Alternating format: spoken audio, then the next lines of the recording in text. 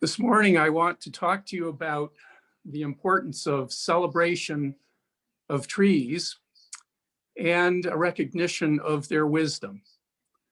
Years ago, when I was in theology school, Marcy and I lived in a third-floor apartment in a noisy section of South Boston, not far from the train station in the Jamaica Plain neighborhood. The sounds of the city were always alive, both day and throughout the night. Quiet and the blessings of nature were hard to find in this concrete landscape, which we then called home. Yet we loved our neighborhood and the friendly people all around us on the streets of Boston, and especially the Today's Bread Bakery and Cafe, with the delicious chocolate croissants and the aroma of freshly baked breads. But I missed gardens and lawns, and especially trees. Then one spring day, I struck up a relationship with a beautiful tree in a small children's park nearby.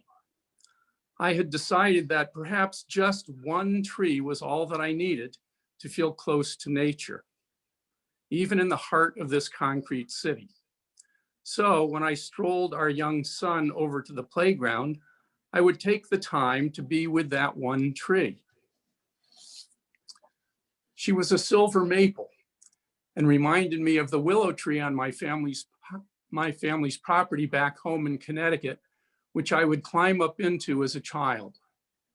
I've always been a tree lover and a tree climber, even from the early age of just 3, perhaps 4. My mother used to tether me in the backyard with just a certain amount of rope so that I couldn't climb up too high into that willow tree for fear of me falling out. And of course, my favorite childhood Bible story was the one about that little man named Zacchaeus, who was so short that he climbed up into a tree to get a better view of Jesus. But let's go back to that beautiful silver maple tree in Boston. Her broad and abundant leaves provided shade in the spring and in the summer. And in the autumn, my favorite maple was one of the most beautiful in all of Boston, its leaves changing to a mixture of yellows and oranges with hints of rusty red. In the winter, the silver maple held firm as wind and snow and ice blew against her. Season by season, she would remain and demonstrate to the concrete world all around her that her colorful leaves were life-giving and she was beautiful. Often I would sit at her base for comfort, reading a book.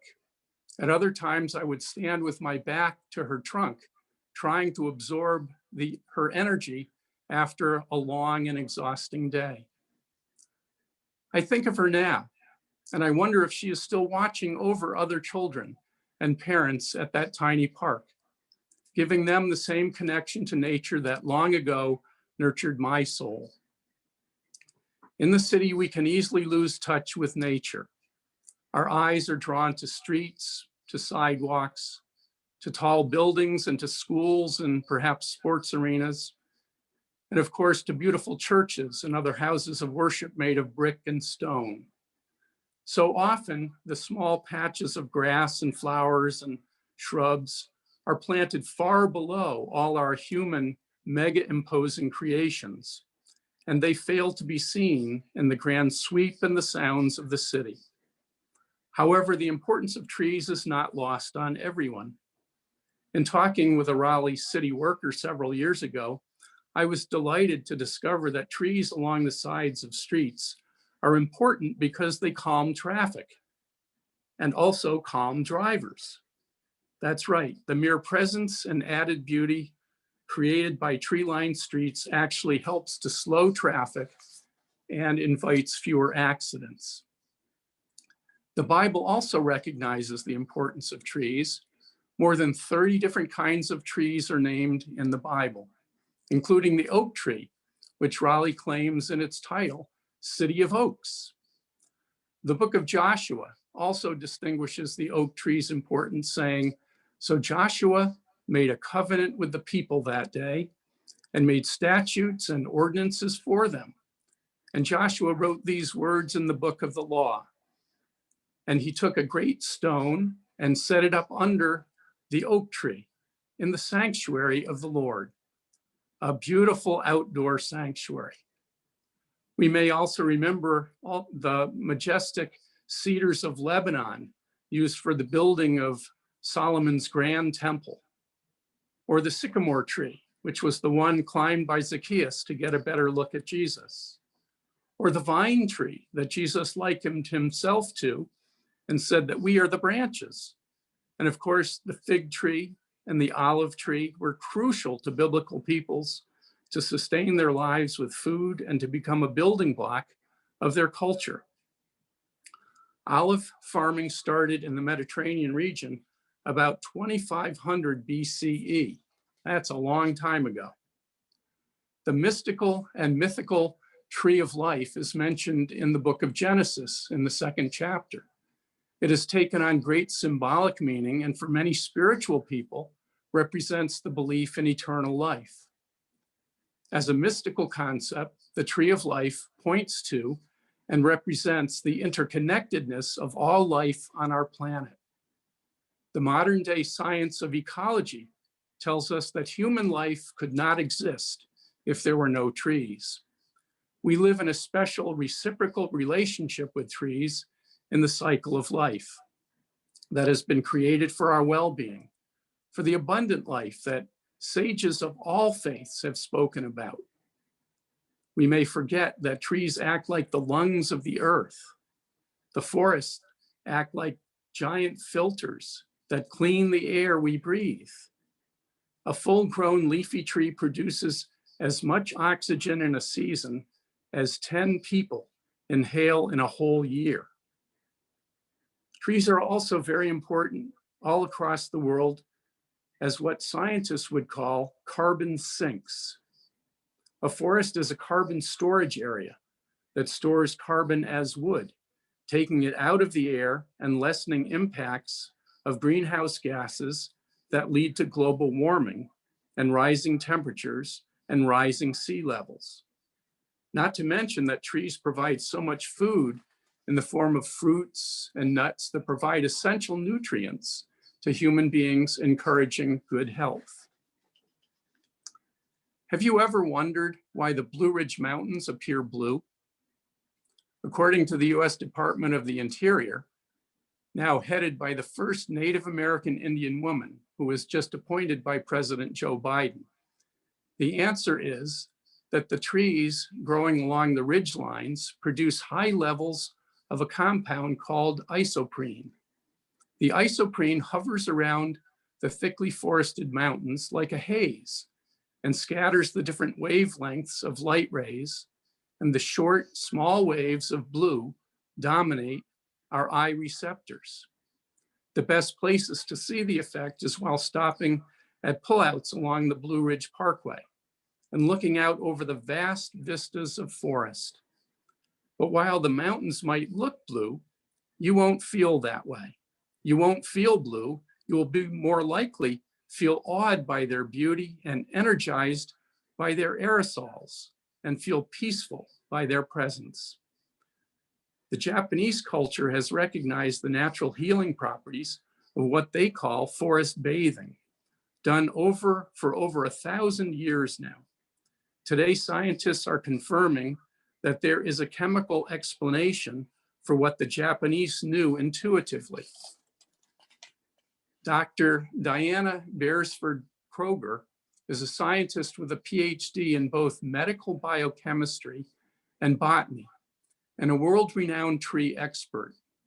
She is known as the Jane Goodall of trees, and she claims in her film documentary, Call of the Forest, The Forgotten Wisdom of Trees, which you can find on Prime Video, that trees are the secret to our existence because they rule this planet on every plane, the land, the sea, and the air. She flat out states, without the global forest, there is no hope for humanity's future on Earth. She claims that 1/3 of the land mass of the Earth must be preserved as forests, and that this should be a top priority for containing climate change. She has studied the medicinal aerosols of the forest trees that we breathe into our lungs when we visit and bathe in the forest, especially evergreen forests. The aerosols are the product of complex chemistry produced by the trees and emitted from the leaves. Fully 60% of our current medicines come from these tree chemicals. And these natural aerosols have anti-cancer and antibiotic compounds. In forest bathing, they give us an anesthetic effect on the brain, which tells us to relax as our immune system is boosted. Other tree specialists of the Pacific coastal rainforest at the University of British Columbia, led by Dr. Suzanne Simard, are discovering amazing things about forest ecology. Dr. Simard worked for a long time in the forest industry, and she found that their practices were at odds with her knowledge of how forests grew and thrived the best. She thought their practice of growing single species trees in a monoculture was producing sickly trees, and she wondered why. Her research led her to notice that the root systems of these monoculture plantation forests was vastly inferior to natural forest root systems in nature. She found that certain different types of trees like to grow together in mutually beneficial relationships with their root systems, where their root systems are connected to each other in a symbiotic relationship with microbes in the soil like fungi and bacteria. For example, she says, tree species can loan one another sugars, i.e. foods, as deficits occur within seasonal changes. This is a particularly beneficial exchange between deciduous and coniferous trees, as their energy deficits occur during different periods or seasons.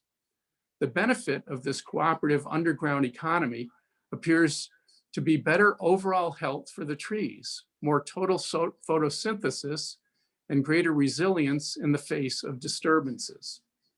Whereas plantation forests, which are limited to one or two species of trees, they do not have this complex root system of shared nutrients to draw on, and are therefore weaker trees and more susceptible to harm from plant illnesses and other natural weather conditions like drought.